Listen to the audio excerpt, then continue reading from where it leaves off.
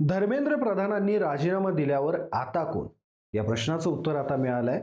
विद्यार्थी आंदोलनाच्या पार्श्वभूमीवर धर्मेंद्र प्रधान यांनी राजीनामा दिला आणि कधी नव्हे ती देशाला उत्सुकता लागून राहिली की या खात्याचा पुढचा मंत्री कोण होणार. पण केंद्र सरकारनं आता तात्काळ प्रल्हाद जोशी यांच्याकडे शिक्षण विभागाची जबाबदारी दिली. खरं तर महिना उलटला, दिल्लीतील जंतर मंतरवर विद्यार्थ्यांचं आंदोलन चालू आहे. त्याची धग देशभर पोहोचली. इतरही काही परीक्षांचे पेपर या कालावधीत लीक होत होते. या संपूर्ण घटनाक्रमाच्या अनुषंगानं आता शिक्षण मंत्री पदाची जबाबदारी कोण स्वीकारणार याची उत्सुकता सर्वांना लागली होती. मात्र सरकारनं आता या खात्याचा कार्यभार प्रल्हाद जोशी यांच्याकडे दिलेला आहे. त्यामुळे हे प्रल्हाद जोशी कोण आहेत की इतक्या वादाच्या काळामध्ये त्यांनी शिक्षण मंत्री पदाचा कार्यभार स्वीकारला, याची उत्सुकता सर्वांना लागून राहिली. आपण या व्हिडिओमध्ये त्यांच्याबाबतच जाणून घेणार आहोत. नमस्कार, मी हिवरकर शशिकांत आणि कट टू कट मध्ये तुमचं स्वागत आहे. धर्मेंद्र प्रधान यांनी राजीनामा दिल्यानंतर शिक्षण मंत्री कोण याचं उत्तर आता केंद्र सरकारनं दिलंय. खरं तर पेपर फुटीवरून आणि या प्रकरणावरून झालेल्या आंदोलनावरून आता शिक्षण खात्याची जबाबदारी कोण स्वीकारणार याची भाजप सहितच सर्वसामान्यांना उत्सुकता होती. त्यामुळे या खात्यासाठी भाजपला असा चेहरा हवा होता जो अनुभवी असेल पण फारसा वादातला नसेल. त्यामुळेच कर्नाटकातून निवडून आलेल्या प्रल्हाद जोशी यांच्यावर या खात्याची जबाबदारी देण्यात आली. कर्नाटकातून ते 5 वेळा लोकसभेचे खासदार राहिलेले आहेत. सोबतच पंतप्रधान नरेंद्र मोदी यांच्या विश्वासातले आहेत. प्रल्हाद जोशी हे अगोदरच सध्या ग्राहक व्यवहार, अन्न व सार्वजनिक वितरण आणि नवीन व नवीकरणीय ऊर्जा खात्याचे मंत्री आहेत. या खात्यांसहित त्यांच्याकडे आता शिक्षण विभागाची जबाबदारी देण्यात आलेली आहे. त्यांचं पूर्ण नाव हे प्रल्हाद व्यंकटेश जोशी आहे.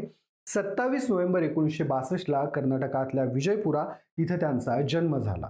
आपले शालेय शिक्षण त्यांनी हुबळीतून पूर्ण केलं, तर हुबळीतल्याच KS आर्ट्स कॉलेजमधून त्यांनी BA ची पदवी मिळवली. त्यांच्या वैयक्तिक आयुष्याबाबत बोलायचं झालं तर पत्नी आणि एक मुलगी असं छोटं कुटुंब आहे. सक्रिय राजकारणात येण्यापूर्वी प्रल्हाद जोशी हे RSS मध्ये कार्यरत होते. नंतर ते भारतीय जनता पक्षाच्या मुख्य प्रवाहात सामील झाले. तिथं त्यांनी सुरुवातीला पक्षाच्या संघटनात्मक पदांवर काम केलं. त्यांनी भाजपचे धारवाड जिल्हाध्यक्ष, भाजपचे कर्नाटक महासचिव आणि भाजपचे कर्नाटक अध्यक्ष अशा महत्त्वाच्या पदांवर काम केलेलं आहे. थोडक्यात प्रल्हाद जोशी हे राष्ट्रीय राजकारणात प्रवेश करण्यापूर्वी कर्नाटक भाजपच्या रूट लेवलला काम करून आलेले आहेत. ते कर्नाटकात भाजपचे अध्यक्ष असताना भाजपनं कर्नाटकात आपलं प्रस्थ मोठ्या प्रमाणात वाढवलं होतं. पहिल्यांदा प्रल्हाद जोशी हे 2004 ला धारवाडमधून लोकसभेवर निवडून गेले. तेव्हापासून त्यांनी सलग इथून विजय मिळवत ही जागा राखलेली आहे. 2004, 2009, 2014, 2019 ते आता 2024 त्यांनी सातत्यपूर्ण इथून विजय मिळवला आहे. त्यामुळेच कर्नाटकातून सर्वाधिक काळ लोकप्रतिनिधी पदावर असणाऱ्या भाजपच्या खासदारांपैकी ते आहे. 2019 मध्ये जेव्हा भाजपनं सरकार स्थापन केलं त्यावेळी पंतप्रधान नरेंद्र मोदी यांनी प्रल्हाद जोशी यांना केंद्रीय मंत्रिमंडळात स्थान दिलं. 2019 ते 2024 या कालावधीत त्यांनी संसदीय कामकाज मंत्री, कोळसा मंत्री आणि खाण मंत्री या खात्यांची जबाबदारी स्वीकारली. या खात्यांची जबाबदारी मंत्री म्हणून सांभाळत असतानाच त्यांनी कोळसा खाणींचा विस्तार केला.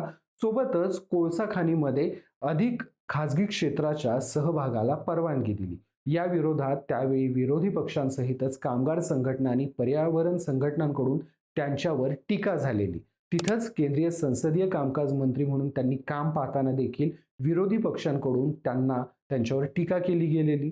त्यानंतर 2024च्या लोकसभा निवडणुकीत जेव्हा प्रल्हाद जोशी यांनी विजय मिळवला तेव्हा नरेंद्र मोदी यांनी त्यांच्याकडे 2 नवीन खाती सोपवली. या खात्यांमध्ये ग्राहक व्यवहार, अन्न आणि सार्वजनिक वितरण मंत्री आणि नवीन व नवीकरणीय ऊर्जा मंत्री पदाचा समावेश होता.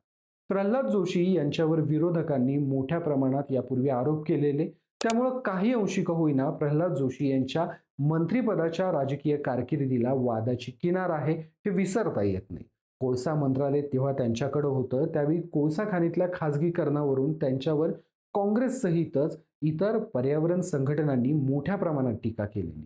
त्यांच्या आजवरच्या संसदीय कामकाजाबाबत बोलायचं झालं तर त्यांचा एक व्हिडिओ सध्या मोठ्या प्रमाणात सोशल मीडियावर व्हायरल होतोय, ज्यात संसदेमध्ये सौर ऊर्जा वापराचं समर्थन करताना किंवा त्या अनुषंगानं बोलताना प्रल्हाद जोशी म्हणतायत की आपले पंतप्रधान नरेंद्र मोदी यांनी SUN सनला रेकॉग्नाइज करून तो सर्वसामान्यांपर्यंत पोहोचवला.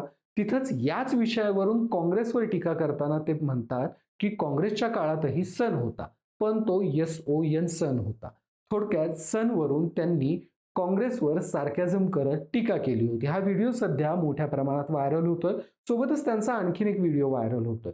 जेव्हा मागं ते संसदेच्या प्रांगणामध्ये माध्यमांशी बोलत होते, तेव्हा अचानक तिथं राहुल गांधी आले. प्रल्हाद जोशींचा हात हातात घेत ते म्हणाले की आपण सोबत माध्यमांशी बोलूया. त्यावर अचंबित होत प्रल्हाद जोशी यांनी राहुल गांधींचा हात झटकला आणि तिथून निघून गेले. हा व्हिडिओ देखील मोठ्या प्रमाणात सध्या व्हायरल होतोय. आजवर प्रल्हाद जोशी यांची राजकीय कारकीर्द ही जशी वादविवादांची होती, त्याही पलीकडं प्रल्हाद जोशी हे राष्ट्रीय राजकारणात येण्यापूर्वी चर्चेत आलेले, वादात सापडलेले.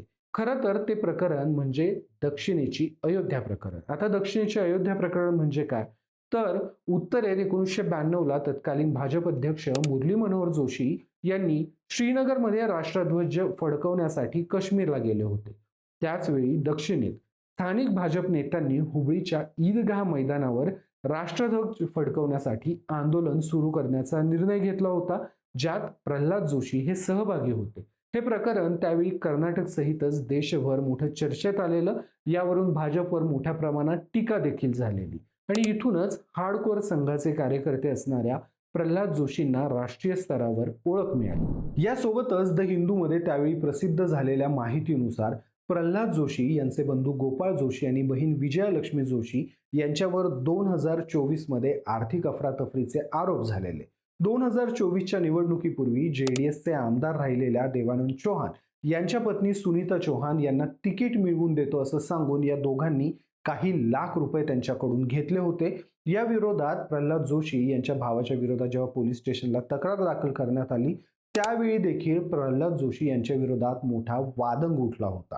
तर ANIनं त्यावेळी जे वार्तांकन केलं होतं त्यानुसार प्रल्हाद जोशी या संपूर्ण प्रकरणावर स्पष्टीकरण देताना म्हणाले होते की 32 वर्षांपासून मी आपल्या भावापासून कायदेशीर आणि आर्थिकरित्या पूर्णपणे वेगळा राहतोय.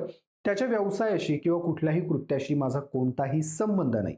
माझं नाव घेऊन जर कोणी आर्थिक व्यवहार करत असेल तर त्याच्याशी माझा संबंध नाही. थोडक्यात धर्मेंद्र प्रधानांनी राजीनामा दिल्यानंतर त्यांच्या जागेवर आलेल्या प्रल्हाद जोशी यांची कारकीर्द ही काही अंशी वादळी ठरलेली आहे. ईदगाह मैदानावरून त्यांच्यावर धार्मिक ध्रुवीकरणाचे आरोप झालेले, तिथंच सोलर एनर्जीवरून संसदेत जेव्हा जी काही त्यांनी कोटी केली त्यावरून देखील त्यांच्यावर मोठ्या प्रमाणात टीकेचा सामना होतोय. सोबतच राहुल गांधी यांनी माध्यमांना सोबत जाऊन म्हटल्यावर त्यांनी जो पळ काढला होता, ही गोष्ट देखील सध्या मोठ्या प्रमाणात चर्चेत आलेली आहे. त्यामुळे आता हे प्रल्हाद जोशी शिक्षण मंत्री पदाला कसा न्याय देतात याची उत्सुकता संपूर्ण देशाला लागू नये. तुर्तास आपण इथेच थांबूयात. मात्र तुम्हाला काय वाटतं? प्रल्हाद जोशी हे धर्मेंद्र प्रधान यांच्या कारकिर्दीत शिक्षण विभागात माजलेली अनागोंदी थांबवू शकतील का? पेपर फुटीचं भारतातल्या शिक्षण व्यवस्थेला लागलेलं ग्रहण प्रल्हाद जोशी सोडवतील का? तुमची मतं मला कमेंट्समध्ये आवर्जून सांगा. हा व्हिडिओ जर तुम्हाला आवडला असेल तर या व्हिडिओला लाईक करा, शेअर करा आणि असेच माहितीपूर्ण व्हिडिओ पाहण्यासाठी तुमच्या आवडत्या कट टू कटला सबस्क्राईब करायला विसरू नका. धन्यवाद.